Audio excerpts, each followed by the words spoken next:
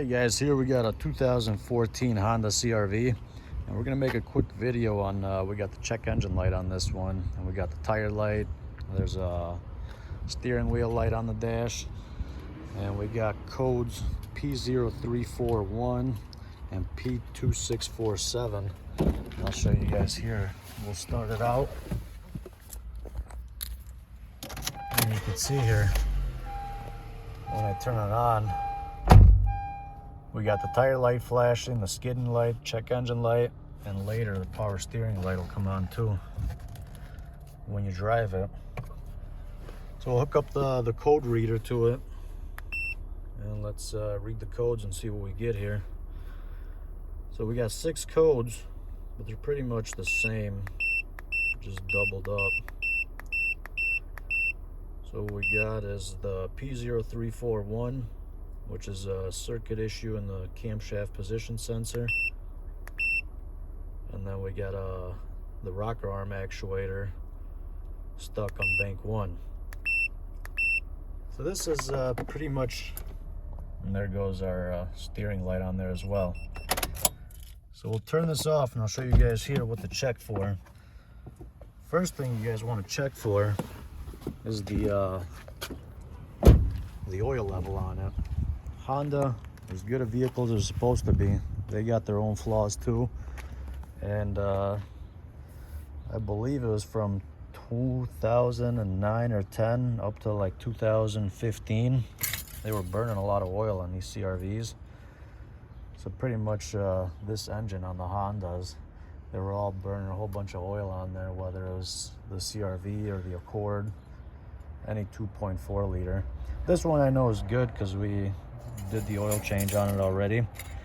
But if it is low, that will cause those lights to go on there. So do an oil change and then clear out the lights or disconnect your battery, and then it'll be good to go.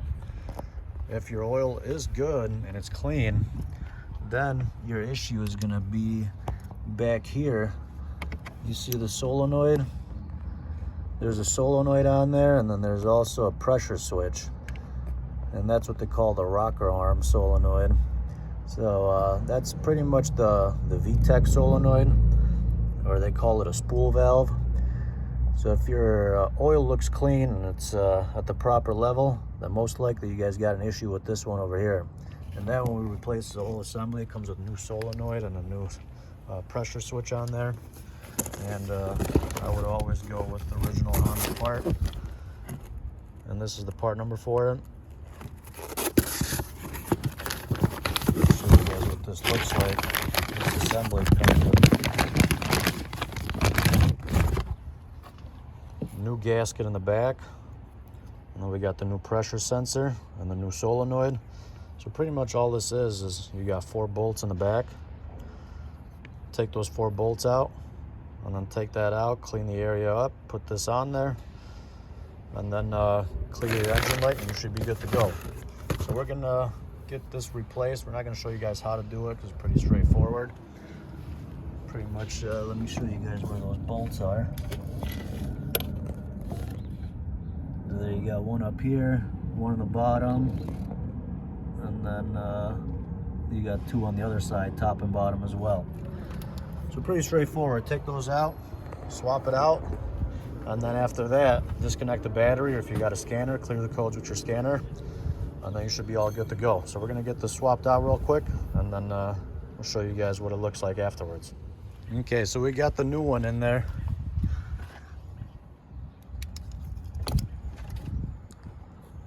You can see it's nice and shiny. So we got the new sensor in there, the pressure switch, and then we got the new solenoid. So this is what the old one is. Yeah, if you guys are gonna replace this, make sure you get an OEM Honda one. Don't risk it with an aftermarket one. I think these are like $150, $200. Got the new gasket on it. So now what we're gonna do is close everything up.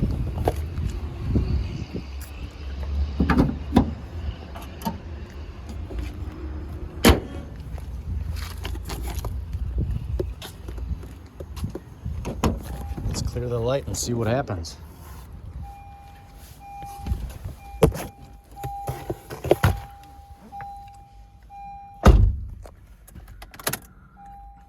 So if we turn it on, we still got the lights on from the previous one. If we don't clear it, they're not going to go away by themselves. Maybe after you drive it for a while. So you either got to clear it with the scan tool or you got to disconnect the battery. So before, when we would erase them, as soon as we'd start the car, we'd get the lights come on because we had to shorten the circuit on the sensors and the solenoid. So now we clear them, nothing should pop up.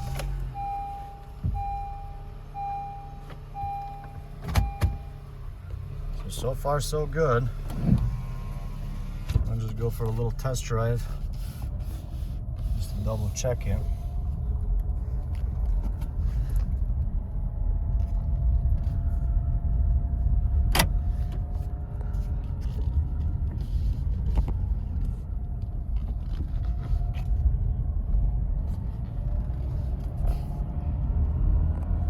Still holding up. Those of you wondering, this one's got under 100,000 miles.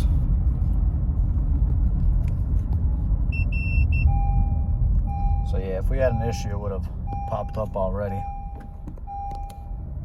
Yeah, when we got circuit codes on there, they pop up right away. It's not completing the circuit, and we got to shorten it.